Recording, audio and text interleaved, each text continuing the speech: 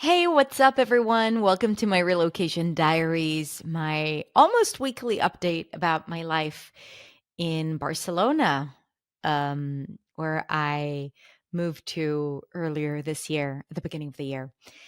And today I just want to share with you an update about life here as we have already entered the summer and just to talk about what it's like being away from home, creating a new home 7 months in.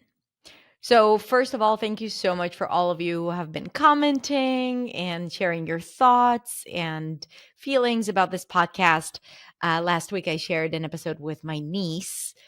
If you haven't listened to it or watched it, it's a lot of fun. We talked about our relationship, the long distance relationship that we had to get used to, and about how it has impacted our lives. So it's on the podcast. You can also find it on my YouTube channel.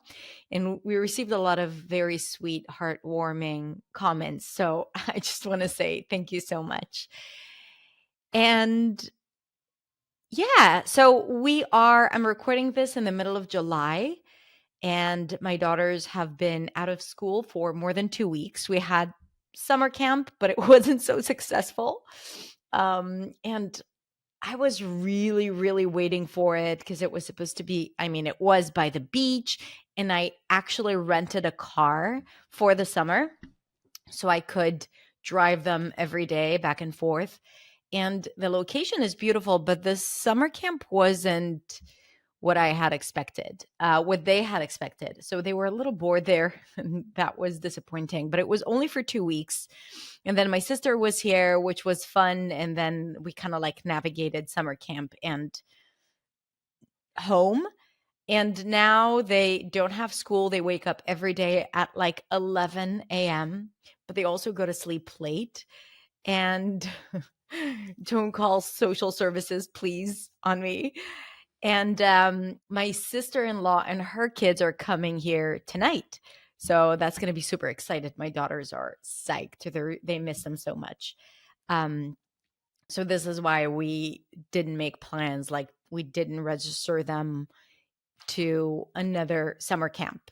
So we're like managing life here, trying to juggle between work and being with them and hosting families. So it's been a lot, very stressful, especially trying to work while the girls are at home. At the same time, I'm really happy that they're at home, and I love the fact that I don't have to wake up at 6:30 and start preparing food and wake them up and rush them. And if you've listened to my episodes in the past, you know that I don't love getting them ready to school, and our mornings have always been a little stressful. So I'm so grateful that we don't have that anymore. But at the same time, they do wake up at some point, and I have to make sure that they're engaged in some way and not just by screens. You know what I mean? So it's been hard to juggle, especially since we have this really big project at work. We're working on launching our own app that will host all of our courses. And we made incredible changes to our Beyond membership. So we changed the content strategy and we changed the platform. The platform is amazing, but there was a lot of work that we had to put into and a lot of thought that we had to put into, which created like this intense feeling and experience on a lot of stress because again, like I was trying to juggle that with a lot of other things. But now we're at the end of it. Everything is coming together. So I'm very happy. Our students are super happy. And I feel like it was worthwhile because there's nothing worse than putting a lot of effort and time and energy into planning and launching something and then the results are not great and people are unhappy or it's not received well. And it's the ups and downs of having a business. Like it is what it is. Not everything that you're going to put out there is going to be well accepted or loved, but we love our Beyond students so much and we wanted to make sure that the changes we're making are not going to impact their experience negatively. We just wanted to enhance it. And really, like, I think we've made some incredible changes. So I'm happy with how it was received. I'm happy that students are engaging in the app and the new platform. So I feel like I can breathe again. And that is where I'm at today. Also, there was one week where I did not publish an episode, and that is because I didn't drive. I took a bus and a train to La Alberca, which is all the way on the other side of Spain, the west of Spain, close to Portugal, near Salamanca, for those of you who might know the region. And I went to one of the coaches who teach inside of the company, Kayla. She is incredible. She's been working with us for a few years. Our students love her. And she got married to Fernando. And they had the most remarkable wedding in this beautiful place. And it was the first Spanish wedding that I went to and the first Catholic wedding that I went to. So the actual ceremony was in a church in a secluded village up on a mountain in the middle of, to me, nowhere, because we had to drive for an entire hour to get there. It was magical. I felt like I'm in this fairy tale, really. And everyone was so beautiful and well dressed. Like, the dress code was fancy. And Kayla was just gorgeous, and Fernando was gorgeous. And like, I enjoyed it so much. And then we had the reception also in this beautiful spa hotel that I was also staying in. And it was very nice because I'm used to ceremonies where you come in at like 7 or 6. There's the ceremony, maybe a small reception before the ceremony, then dinner, then dancing, and that's it. It's done by 11 p.m. or 12 a.m.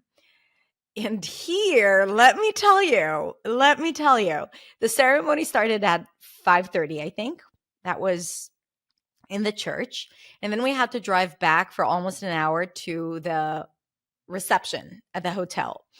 Then for 2 hours or an hour and a half, I don't know, it was just like cocktails and incredible food in this beautiful place. Then we went to dinner, and that was like 3 hours of 4 courses. People are every now and then are jumping up and greeting the bride and groom, "Viva la novio, viva la novia." And I really enjoyed it so much.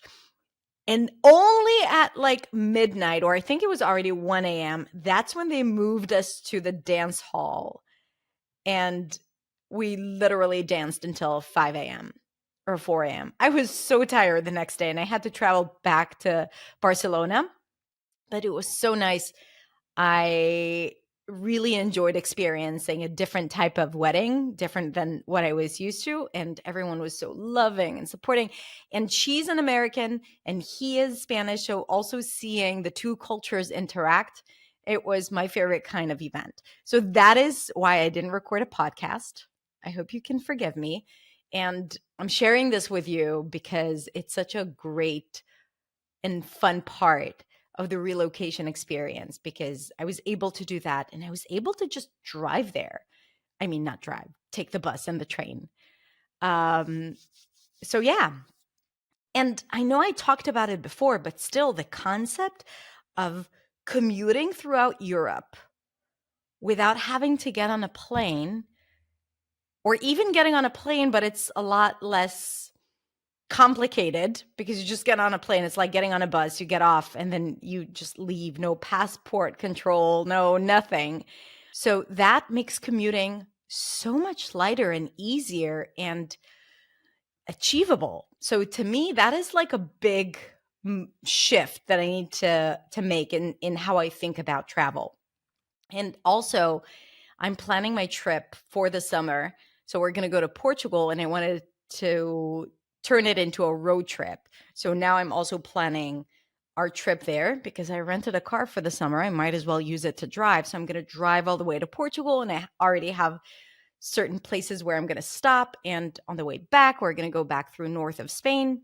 But I have to tell you, like, planning this has been, again, super stressful. It's not like I'm lacking things to plan or projects to manage, right? And I just added that to my plate, and that was a little ambitious. Um, but I'm almost done with it, and I'm happy that I did it because I think it's going to be great. Wish us luck on the road with the girls. It's going to be the first because usually when we travel, we go and we stay somewhere for 2 weeks, for a month, and then we come back. And now it's like moving from place to place every 2 days. So I'm also really looking forward to it. And probably during the summer or when we're traveling, I won't be posting updates as much, maybe only on my Instagram account, but maybe I won't be sharing an episode every single week. So I hope you understand that. I'll still share my educational content because we have prepared for it, but maybe not the relocation diaries. So, anyway, that is my life update. And before we wrap up, because it's going to probably be a shorter episode today, I thought about what I could share with you today and what we can talk about. And I noticed something that came up recently several times, and I wanted to talk about that. And that is the concept of feeling at home. Because when my sister was here, she asked me, "So do you feel like home already?" And on the same token, she asked, "Do you miss home, Israel, back home?" And it's silly because that's the first question I need to be dealing with probably every single day. But I had to stop and to think about it. And she wasn't the only one asking me that within a month, within the time frame of a month. So I got this question from two other people, and I didn't know what to say because I really don't know. It feels like I'm floating in space because this feels super comfortable, this Barcelona where I live. My home feels like home, my apartment, my bed, my couch. I don't spend time here thinking, oh, it doesn't feel like what I know from back home where I'm from, right? But at the same time, I don't feel super rooted.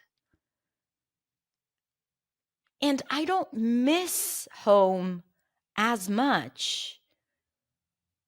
I don't think about it a lot. I think I'm also repressing it because I think that if I were to think about it a lot, it would be hard for me to manage everything that comes up because it feels like I shut down my ongoing memories from my city, Tel Aviv. I love Tel Aviv so much. Like when I think about walking in the streets of Tel Aviv, maybe not in August, but when I think about it, I'm like, I love it. I used to love it so much. But I don't think about it regularly. And this is why I don't feel like I'm homesick. I do miss my family terribly and my friends.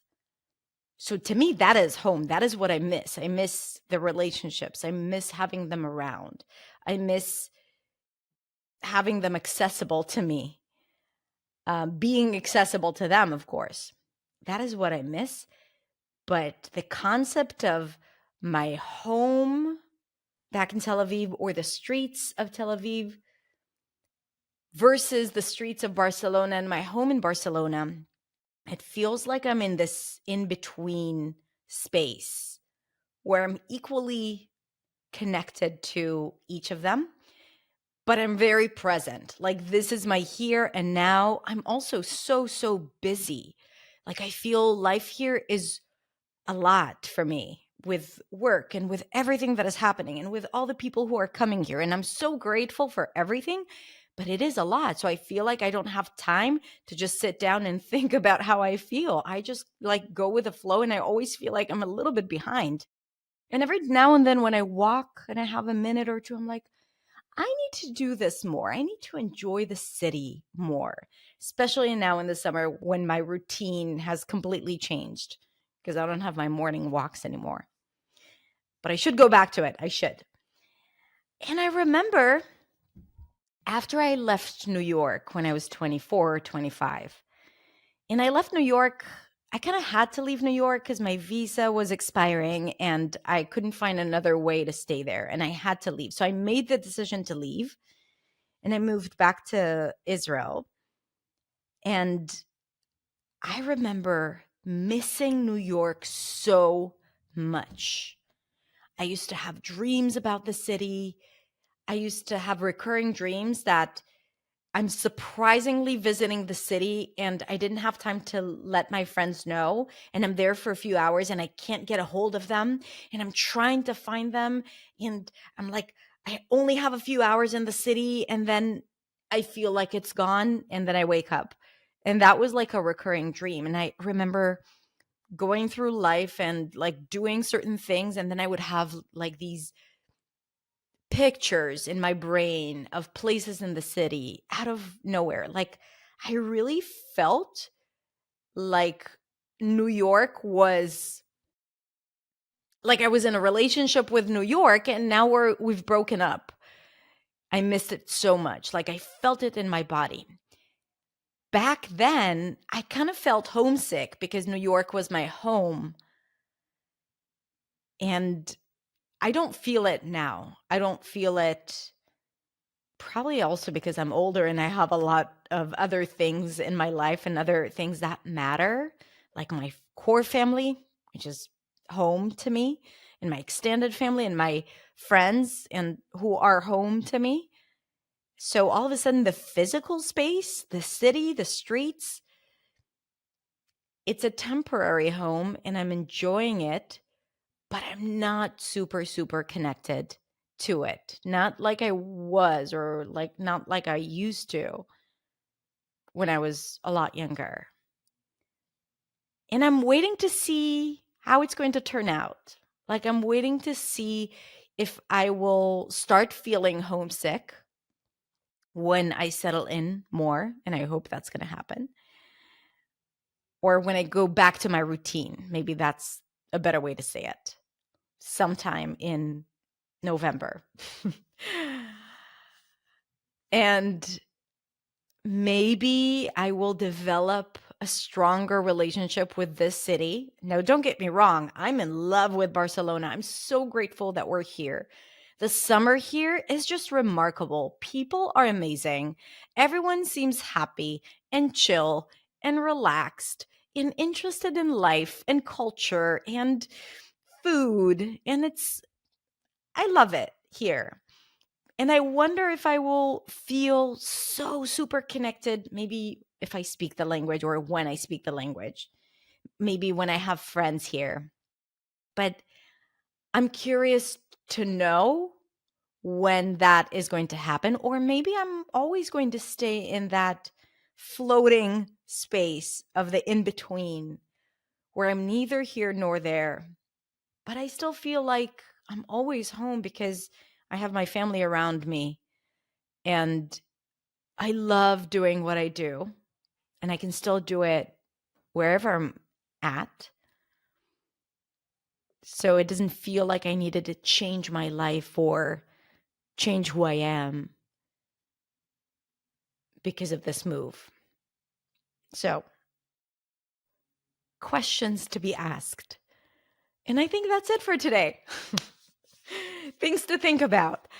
I'm curious to know for those of you who immigrated or relocated to a new place, how does it feel for you? Like, do you feel like you're at home now? How do you feel about your home that you left?